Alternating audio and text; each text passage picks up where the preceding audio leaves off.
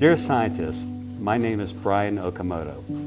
For the past 12 years, I have been enjoying retirement with Lisa, my life partner of 40 years, until a cancer diagnosis changed everything.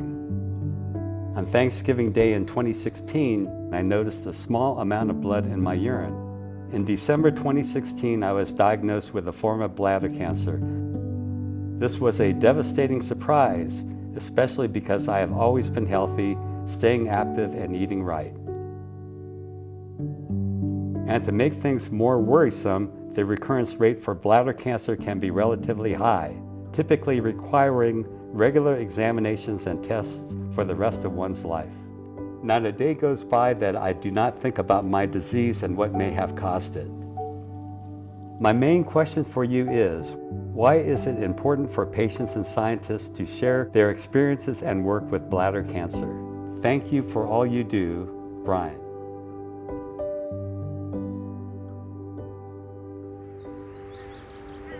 Hi, Brian. It's a real pleasure to meet you. Yeah, thanks for having me down here. This is really quite a treat. For me too.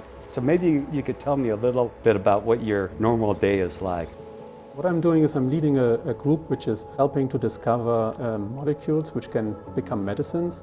And we don't do it in isolation, which is really important to understand is that we work with a lot of different specialized groups. We're trying to work on new medicines and molecules and thinking about how we can help patients in the future to come up with better treatments. But if you go into the clinic, every data point is a person. And we should not forget that because it's our purpose and it's what drives us.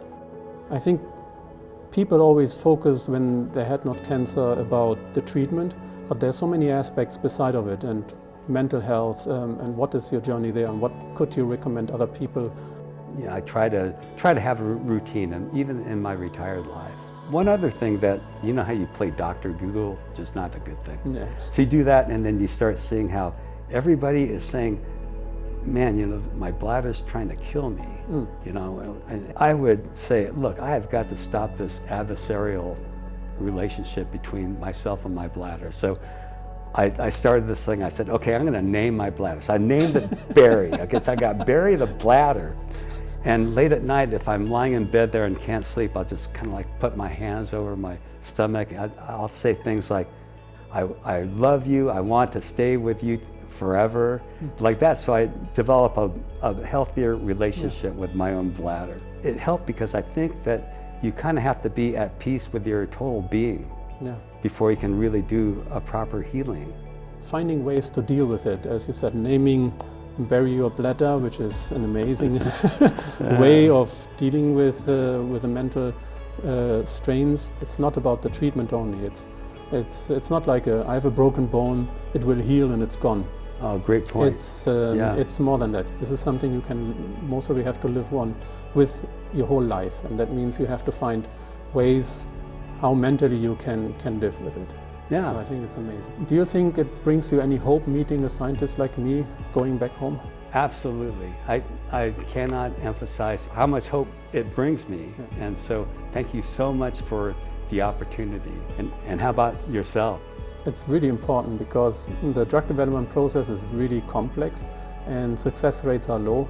And meeting a patient is important because it motivates us. It shows us why we're doing this. It puts a patient's face to the work we are doing. And for the patient, it's so important to see a researcher like yourself working on the disease that you have. And so it just brings hope, and hope is so important. So thank you very much for that.